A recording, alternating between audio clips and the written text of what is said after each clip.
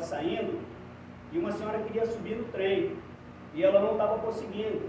E a primeira reação do Chico foi pegar e empurrar essa senhora. Ele empurra essa senhora, ela consegue entrar no trem. Só que aí o trem segue numa direção e Chico segue para outra direção. E aí Chico fica feliz por ter conseguido ajudar aquela senhora. E aí de repente, Emmanuel, que é o mentor de Chico, diz para Chico para ele olhar para o trem. Aí Chico vira e olha para o trem. E aí começa a vir uma energia positiva, uns fluidos que começa a cobrir Chico como se fosse uma chuva. Aquela senhora que foi socorrida por Chico, que ela nem sabia que foi ele, ela, na hora que ela consegue adentrar ao trem, ela começa a fazer uma prece para a pessoa que ajudou ela. Ela não viu quem foi, mas ela passa a fazer. E essa prece molha Chico como se fosse uma chuva. E Emmanuel mostra para Chico isso. E aí, o que a gente vê? Que a gente muitas vezes não precisa fazer muita coisa para merecer algo, ou para receber algo. A gente só precisa não estar inerte. Por quê? Porque se a gente passar a nossa vida inerte, sem fazer nada, não vai dar certo. Não vai dar certo. Por quê? Porque nós estamos aqui, acima de tudo, né? O princípio era o verbo, e o verbo é ação. É ação. Ação é o quê? É você ir adiante, é você se movimentar. Ainda que você erre hoje, amanhã você acorda, você erra de novo, mas você continua. E o que vai te fortalecer para você continuar é a prece. Não é outra coisa. Não pense vocês que até o medicamento que você vai tomar, se você não tiver fé, se você não se fortalecer com a prece, até esse medicamento ali, ele vai ter mais força. Você pode potencializar. Chico, quando ia no hospital, ele tinha uma consulta, ele tinha Bezerra, ele tinha Emmanuel, ele tinha vários mentores, vários espíritos de escola, vários espíritos evoluídos à volta dele, mas ele fazia uma prece para o médico que ia atender ele. Ele fazia uma prece para que o médico, não é para ficar curado não, para que o médico acertasse, lógico que ele queria ficar curado, mas que o médico acertasse no diagnóstico. Ou seja, ele respeitava todo esse amparato que existe aqui na Terra para que nós vivamos. Ele não pedia favores. Eu estava vendo uma palestra do Divaldo, eu achei muito interessante que o Divaldo ficou muito doente, e parece que foi Covid que ele teve, e estava sentindo dor, estava passando mal pra caramba, e o tempo estava passando, e ele ali naquela agonia toda, e Joana, que é a mentora dele, não dizia nada. E chegou uma hora que o Divaldo falou, pô, não, peraí, tem alguma coisa errada. Aí o Divaldo indagou a ela, poxa, esse tempo todinho aqui eu passando mal, e a senhora não falou nada. Aí a Joana lembrou ele do capítulo 27, né? Lembrou ele desse capítulo aqui, que é o capítulo 27, que diz assim, pedis e obtereis. Ou seja, nem Divaldo, que já está aí uns 70 anos, mais ou menos, só no trabalho, né? Só no trabalho, acho que 70, mais de 70 anos, teve o privilégio. Ele teve que recorrer o quê? A prece. Eu disse para ele, não, pede.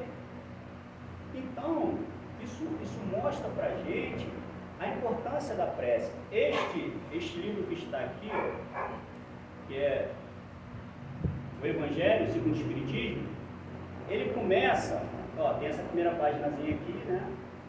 E logo atrás está aqui o quê? Roteiro para o Evangelho no lar, para o culto no lar. E aí ele diz aqui, escolha um dia e horário fixo, mais conveniente da semana, para não ser interrompido, coloque uma jarra de água, ele vai aqui, eu até depois vou imprimir isso aqui, tirar umas xerox, e vou colocar aqui para quem tiver interesse. Mas aí no 3 aqui ele diz assim, inicie com uma prece simples e espontânea, rogando a proteção dos benfeitores espirituais. Está vendo? Então, além da prece que nós temos que fazer, né, onde nós formos, no centro, na igreja, ele orienta que façamos o evangelho no lar e ele fala da prece. Quer dizer, já inicia aqui, ó, tá vendo?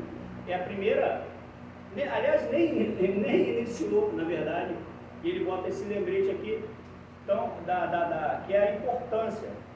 Eu estava chegando uma vez para trabalhar, e quando eu cheguei tinha um senhor, ele tinha dormido na calçada, porque ele ficou com um teor tão grande alcoólico, que ele não teve condições de ir embora, ele dormiu ali naquela calçada. E eu estava chegando na hora, fui sorteado para levar ele em casa. E eu fui levando ele em casa. Quando eu cheguei, ele era bem conhecido, em geral, esse pessoal assim é bem conhecido, todo mundo conhece. E o pessoal festejando, conseguiu, arrumou um guarda-costas, não sei o que e tal.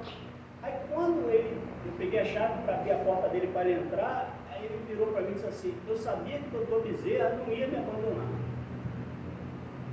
Quer dizer, veja só, mediante toda a situação caótica que ele estava vivendo, com certeza ele fez uma prece para o doutor Bezerra de Menezes.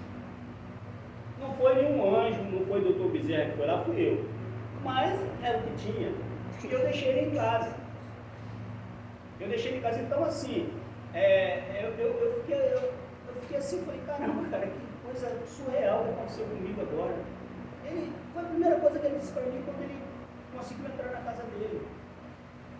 Eu sabia que o doutor Bezerra não ia me faltar. Então, com certeza ele fez uma prece. Ele deixou de ser atendido? Eu não sei por que ele estava ali, eu não sei por que ele bebeu daquele jeito, não está bem me julgado, eu não sei o que estava se passando na vida dele, mas ele fez uma prece. E ele foi atendido. E aí, só para encerrar, vou contar a história aqui bem rapidinho. Eu estava no transporte, público lá no Rio de Janeiro, e eu estava voltando do trabalho, e eu dava serviço, e aí eu estava saindo de um dia para o outro, e eu estava no transporte público, e devia ter mais ou menos umas 30 pessoas, que depois da situação eu contei assim rapidamente as pessoas que tinham.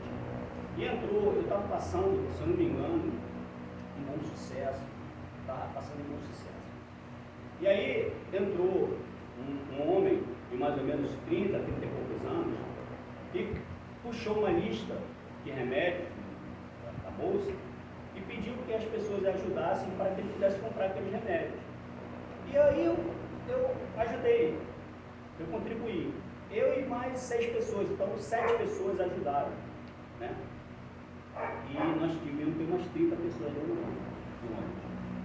E aí ele se ajoelhou, não sei como é que ele conseguiu fazer aquilo, porque o ônibus ali corria pra caramba, porque depois mais na frente, ele entra lá em cima, se não me falha a memória agora, ele pega, acho que assim, ele pega a via expressa seletiva.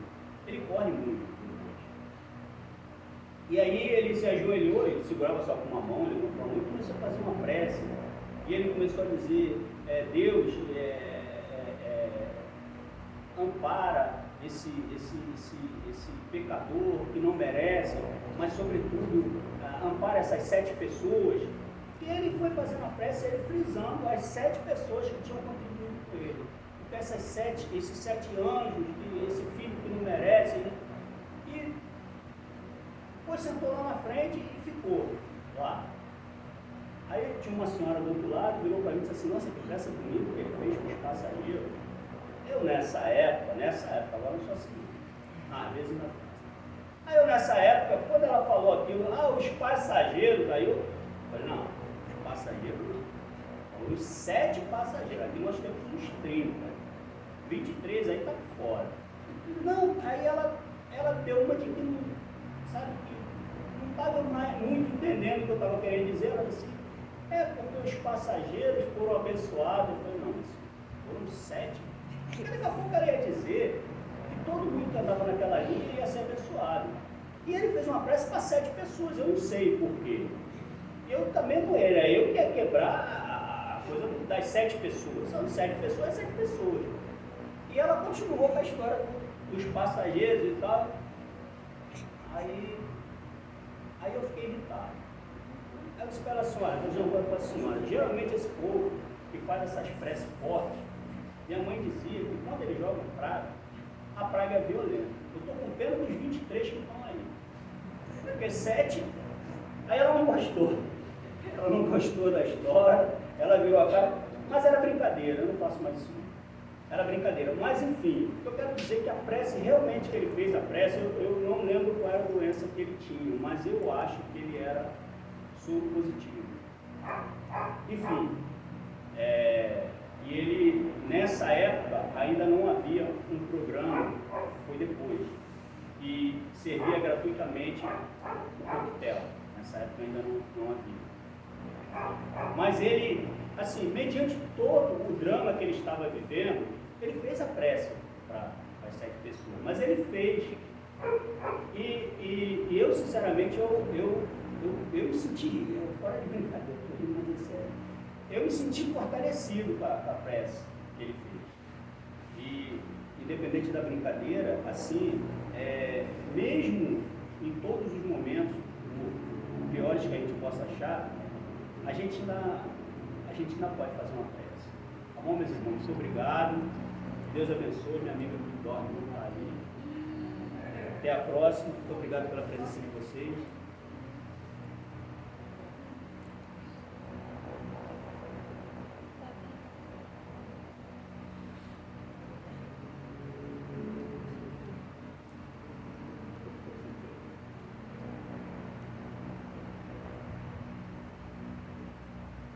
Agradecendo a irmã e ele participou, agradecendo ao nosso amigo Sérgio, que fez a belíssima palestra, agradecendo a todos que estão aqui, obrigado pela presença, principalmente a nossos irmãos desencarnados, mentores, prefeitores, que estão aqui já diante de todos nós.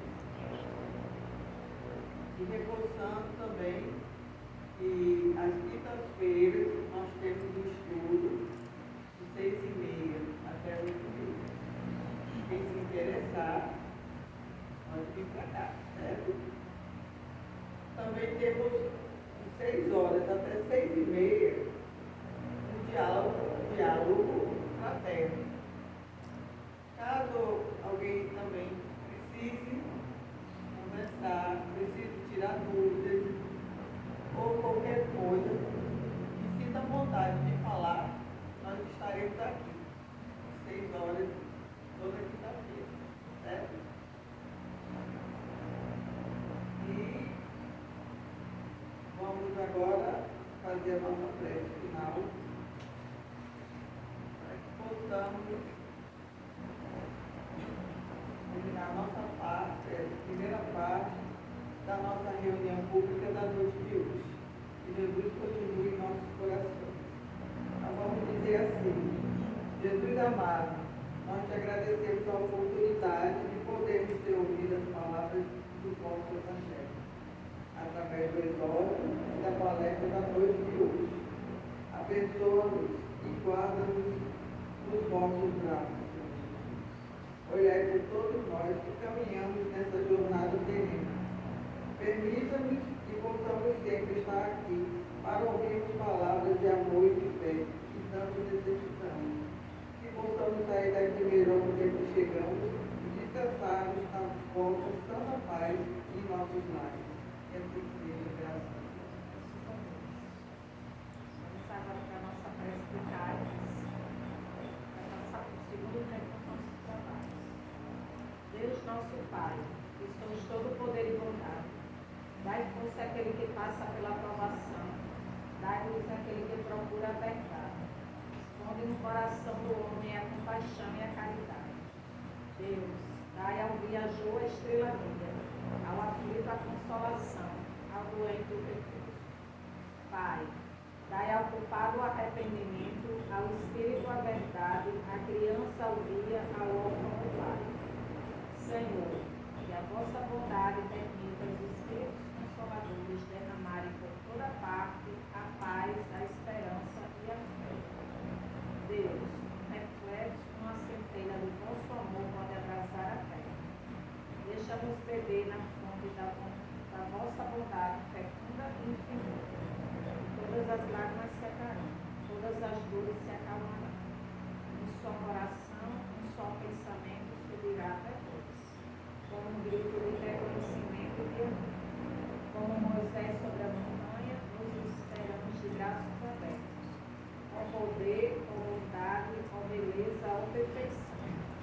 queremos de alguma forma merecer a vossa misericórdia. Deus, dai-nos a força de ajudar o progresso, a fim de subirmos até vós. Dai-nos a caridade pura, dai-nos a fé e a razão. Dai-nos a simplicidade que fará das nossas almas o espelho onde se deve refletir a nossa imagem. Pai nosso que estás no céu, santificado seja o vosso nome. Venha a nós a vosso reino, seja feita a vossa vontade, assim na terra como no céu. O pão nosso de cada dia nos dai hoje, perdoai as nossas ofensas, assim como nós perdoamos a quem nos tem ofendido. E não nos deixei cair em tentação, mas livrai de todo mal, porque teu é o reino, o poder e a glória para sempre. Ave Maria, cheia de graça, o Senhor é convosco. Bendita sois vós entre as mulheres, bendito é o fruto do vosso ventre, Jesus. Santa Maria, Mãe de Cristo, rogai por nós, pecadores, agora e na hora da nossa passagem para o